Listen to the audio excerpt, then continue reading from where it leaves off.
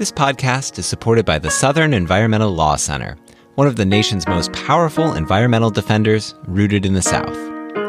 Right now, we stand at a crossroads for our environment, and SELC is ready to tackle the challenges ahead. It's ready to hold the line on environmental protections and ready to ensure that people have the clean air, clean water, and healthy climate they deserve, and ready to stand up to powerful interests in the courtroom, the halls of government, and communities across the South. To learn more, visit southernenvironment.org. For over 50 years, Burlington's legacy has been great deals on coats for all weather conditions. So before you're caught unprepared for the winter weather, head to Burlington for name brands, quality items, and surprising fits for every family member. Stock up on coats, sweaters, and accessories before the cold hits, so you can finally stop avoiding the elements and start living comfortably. Warm up at your nearest Burlington location less than 1 mile away. Burlington. Deals, brands, wow.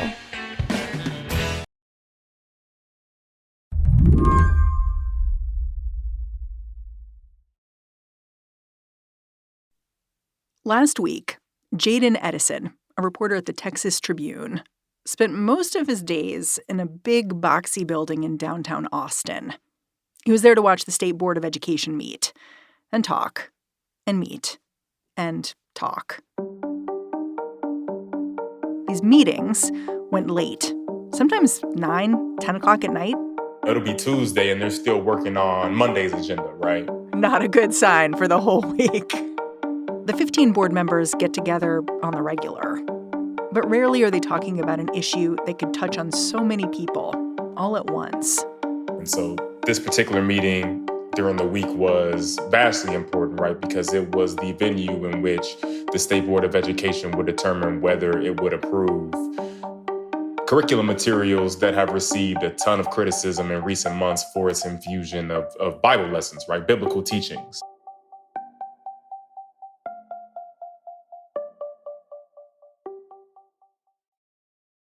Earlier this year, news of the curriculum began to leak out. It's known as Bluebonnet Learning, an elementary reading program that uses Bible stories to teach both vocabulary and reading comprehension. It was an immediate lightning rod. So when the state board got together, they had company. When you walked into the building, you had people from faith-based organizations or churches whom were playing guitars and violins with signs up in support of these materials, right? And then, just a few feet away from them outside, you had advocates, public education advocates, who were holding their own press conference about why the materials should ultimately be opposed by the board members. Take a look. You are watching live testimony. This has been going on since 1 o'clock this afternoon. This proposed curriculum is for Texas's 2.3 million students who are in public schools from kindergarten through 5th grade. Our Western dating system, the Gregorian calendar, is based off of the birth year of Jesus Christ. His incarnation is and always will be the hinge of all of history. You know what struck me watching testimony that was given in front of the State Board of Education was that it didn't look like a lot of the school board hearings I was used to watching in the COVID era, which were really loud and contentious. People seemed to very earnestly be coming before the state board and trying to convince them of their point of view. There was this one woman who really stood out to me. My name is Katrina Burka. I live in Plano, and my son and stepsons attend public schools. We are Christians. She described herself as a Christian. That was the first thing out of her mouth. I'm not opposed to the lessons in the Bluebonnet curriculum. I am opposed to its inclusion in a public school curriculum. She had come from Plano, Texas. That's 3 hours away. Right. Rather than present Christianity as the clearly preferred religion, I believe this curriculum will have the opposite effect, repelling and othering non-Christians. If we really want to win people over to the Christian... When you spoke to the folks who were opposed to this new curriculum, were they hopeful that what they were saying was going to make a difference? I would say that in those conversations, I didn't necessarily get a sense of optimism as much as I did just general concern about where this could potentially go. Today on the show, why reading, writing, and arithmetic are about to look a little different in Texas. I'm Mary Harris. You're listening to What Next? Stick around.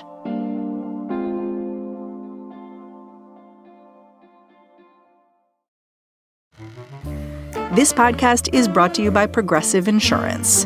Do you ever find yourself playing the budgeting game, shifting a little money here, a little there, hoping it all works out? Well, with the Name Your Price tool from Progressive, you can be a better budgeter and potentially lower your insurance bill too. You tell Progressive what you want to pay for car insurance. They'll help you find options within your budget. Try it today at Progressive.com, Progressive Casualty Insurance Company and Affiliates. Price and coverage match limited by state law. Not available in all states. This episode is brought to you by Discover. It's always nice to get more for less. So here's a life hack that can automatically put some extra cash in your pocket. Discover will automatically double all the cash back you've earned on your credit card at the end of your first year with Cashback Match. So you could get some money for this holiday season and get more next holiday season. It pays to Discover. See terms at discover.com/creditcard. To understand how something as dry as a curriculum overhaul led to so many intense meetings, you need to go back to 2011. Back then, Texas passed a law that allowed local jurisdictions to purchase any textbooks or curriculum materials they wanted, regardless of whether or not they were approved by the State Board of Education. This ended up being a ton of work for individual teachers, and the state was already struggling with teacher shortages.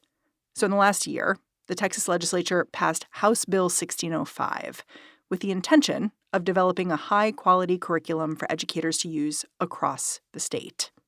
Yeah, so House Bill 1605, right, was basically promoted as a resource, right? It's like we want to make it easier for teachers in the classroom who are spending all this time lesson planning and preparing, various materials for their students to learn, which does take an exorbitant amount of time throughout the summer and, throughout the year. Let's make it easier on teachers. And so what we're going to actually do is provide state-owned materials for you to use. So we'll provide the curriculum. We'll even give you money to use it, and also, in this case, to maybe even print the materials.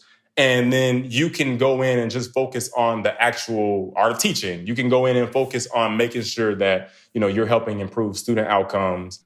My understanding is that this new curriculum that came out this spring, it was building on a curriculum that Texas already had. But when Texas returned to the original publisher and basically said, we want more Bible in here, that publisher said no, or they didn't want to bid on that work to modify their curriculum. Is that your understanding as well? You're spot on in that, Amplify was the foundation, right, as you described. But there have been a lot of hands in the pot, if you will, on crafting and changing what was once Amplified to what we now know as Bluebonnet Learning, which are the materials that are being promoted, right? I mean, one thing we do know is that there was an advisory panel, right, made up of roughly, I think it was 10 people, right, of people who basically were appointed by the Texas Education Agency to help review the materials and to provide guidance. And we know that at least half of the people on that particular advisory panel were people with a history of faith-based advocacy, including former Secretary of Housing and Urban Development, Ben Carson, right? So there are many questions about who else played a role in getting the materials from where they were to getting it to where it is now. Yeah. So let's describe what the new curriculum looks like what some people find so controversial. Do you have a particularly good example of what some people are worried about? The one I always talk to people about is everybody understands the golden rule, right? Yeah, treat others the way you want to be treated. Yeah, very basic concept that I would venture out to say that probably most children learn either in the household, at a very young age. But I think what we've seen in this particular curricula is the golden rule is being taught as a biblical teaching, right? And the materials teaches about Jesus' Sermon on the Mount. And it's taken a very basic lesson in the Golden Rule that is rooted in, household teachings at a very early age to something that originated from the Bible. And although it tries to almost acknowledge and it walks this fine line of, hey, we know that many other religions have kind of adopted this same rule, it doesn't nearly go into as much detail as it does with the Christian Bible and Christianity and Jesus. Yeah, it strikes me looking at the materials, because I've leafed through them, there are just these moments where the curriculum acts almost as like marketing material for Christianity, because it sort of links Christianity to all sorts of things, from Martin Luther King to, as you said, the Golden Rule. Like, all these things are linked up with Christianity. And that is undoubtedly true. But there's just no other religions, as far as I can tell, that are elevated in this way in the curriculum.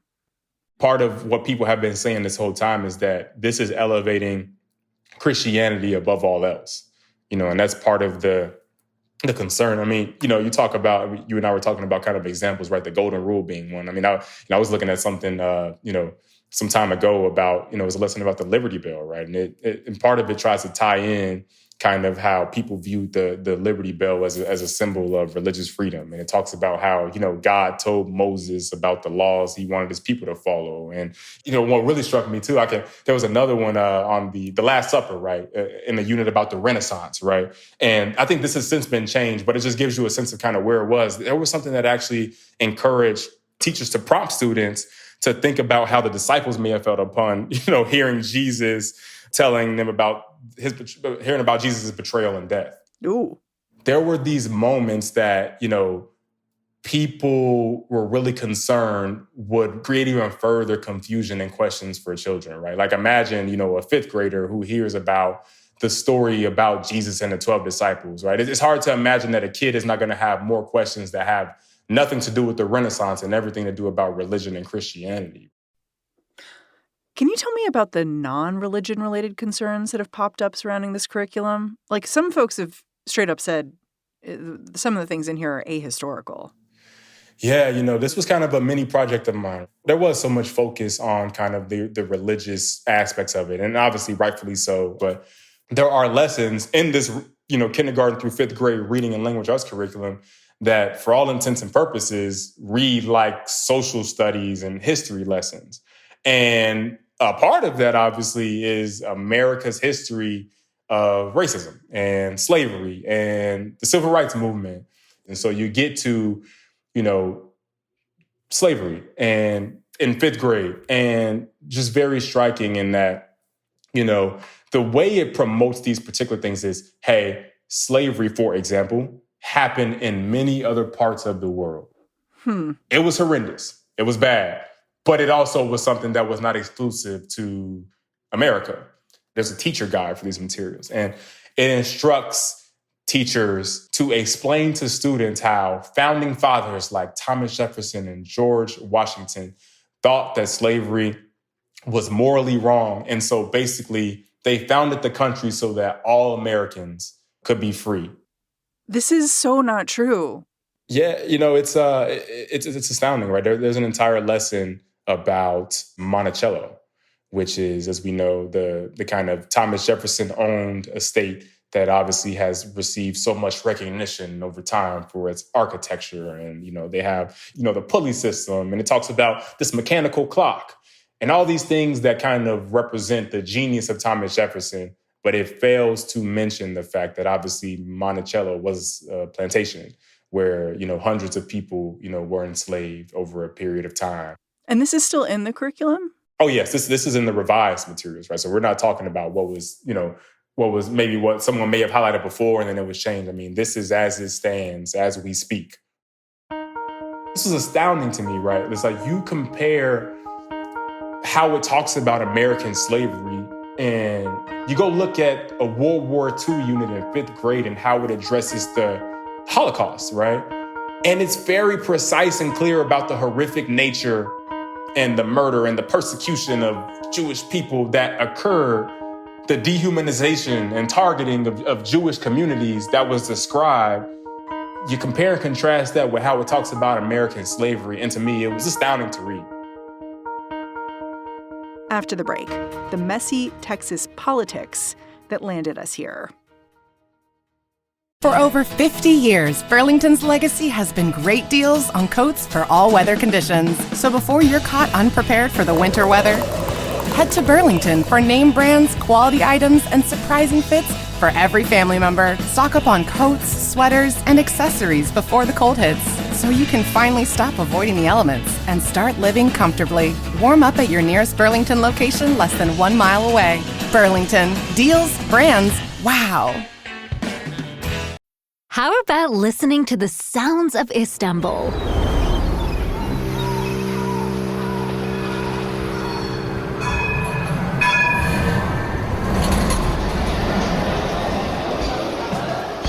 Beautiful, isn't it?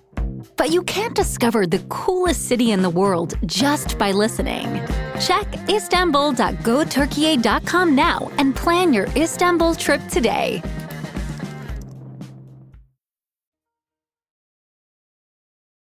Can we talk about how it passed? Because you've noted it was a very close vote, 8-7, relying really on one person to push it through. And that person was handpicked by the governor, Greg Abbott. Can you explain how this all happened? It all points back to Governor Greg Abbott, which if you're here in Texas, right, many things, typically do here. But ultimately, there was a state board of education seat representing what's known as District 13, right? It covers parts of North Texas and the Dallas area, right? And so this seat was previously occupied by a Democrat named Aisha Davis, right? Aisha Davis was someone who decided to vacate her seat on the state board of education in early August to run successfully to be a representative in the Texas House. And so for the couple meetings that happened after that, the seat's vacant. And so that's why it was shocking to get to November 1st. Governor Abbott appoints a woman named Leslie Racine to serve in the District 13 seat. And also, I think it's important to mention that there was a Democrat named Tiffany Clark who was already on the ballot, who was running unopposed. But ultimately, the governor looked past Tiffany Clark to serve in the seat on a temporary basis and appointed Leslie Racine, who has been in Republican circles all her career, to serve on the board for only one meeting.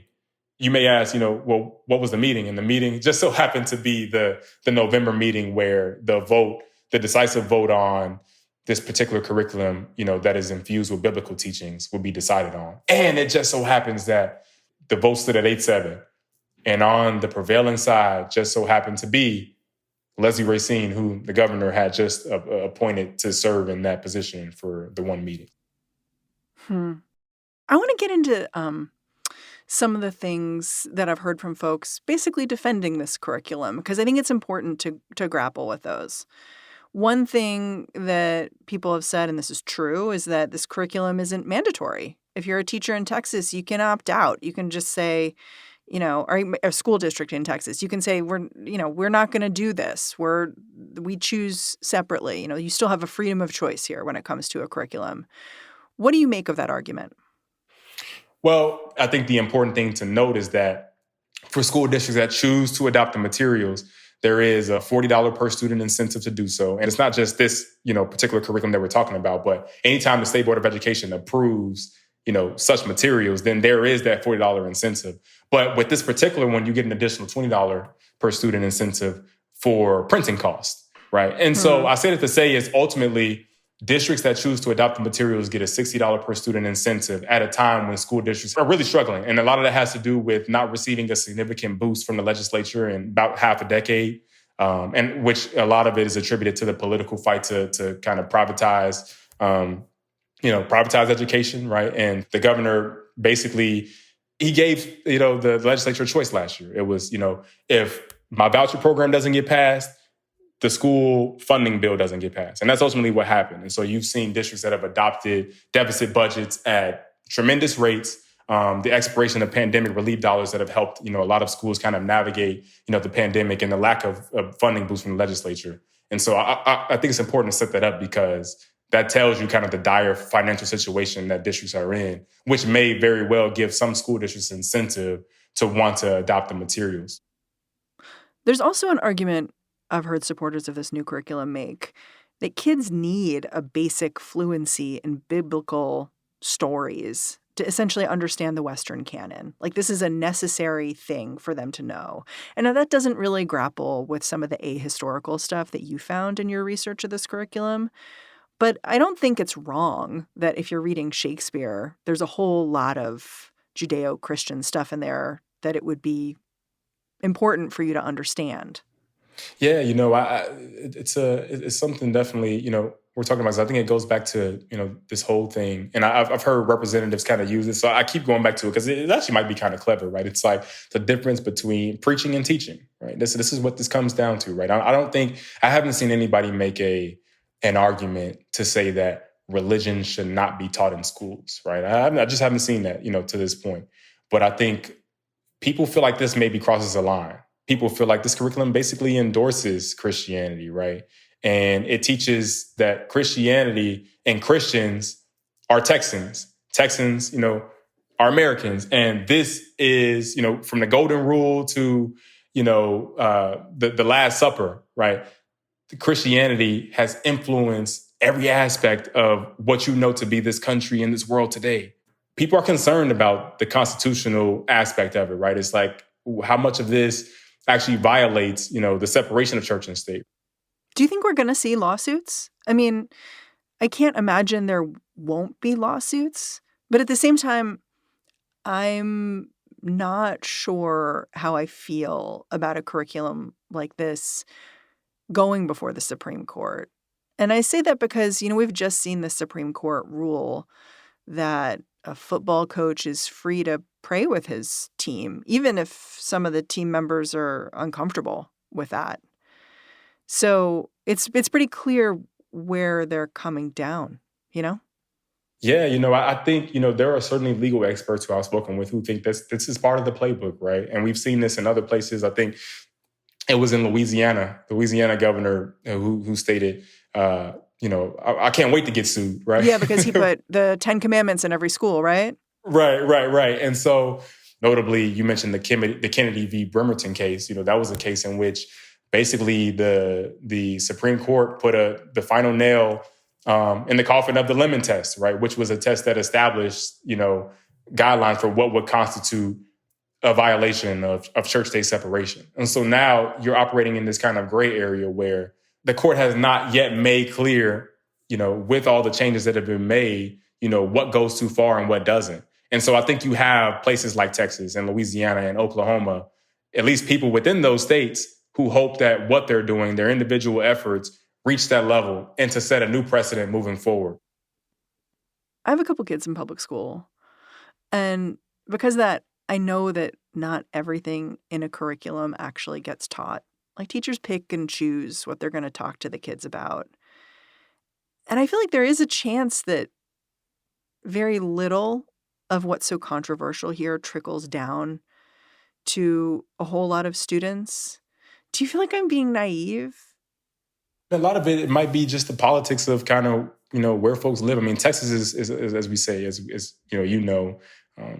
really diverse, right? And so, you have to imagine that, you may have a situation where you have, school districts that adopt the materials, but as you say, you have teachers who are like, let's leave out the biblical teachings, right? And then you have others that maybe, are in a different kind of political environment that largely embrace kind of, what the materials are trying to teach. And so I think that's part of it, right? It's like, it's gonna vastly differ, right? Given how diverse and massive the state of Texas is. But I guess it sets a default, right? Where it's like the curriculum pulls in one direction and you can either swim against the tide, which seems challenging, or you can just float. Yeah. I mean, and it's funny, you talked about the kind of, the people are making an argument about it being optional. I mean, that I think to me has been kind of, that's at the center of what we're talking about, right? It's like people have tried to make this argument that, we want to leave lesson plan decisions under local control. And so this, in their view, is just going to give school districts just one other option to choose from, among the many that they have. We don't really know how this is going to play out, but, we're here for the ride, I guess. But, a lot of uncertainty. Jaden, I'm really grateful for your time and your reporting. Thanks for coming on the show. Yeah, I appreciate you for having me. Thanks so much. Jaden Edison is a public education reporter at the Texas Tribune. And that's our show. What Next is produced by Paige Osburn, Elena Schwartz, Rob Gunther, Anna Phillips, and Madeline Ducharme. We are led by Alicia Montgomery. Ben Richmond is the Senior Director of Podcast Operations here at Slate.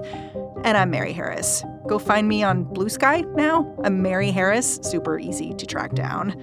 Thanks for listening. I'll catch you back here next time.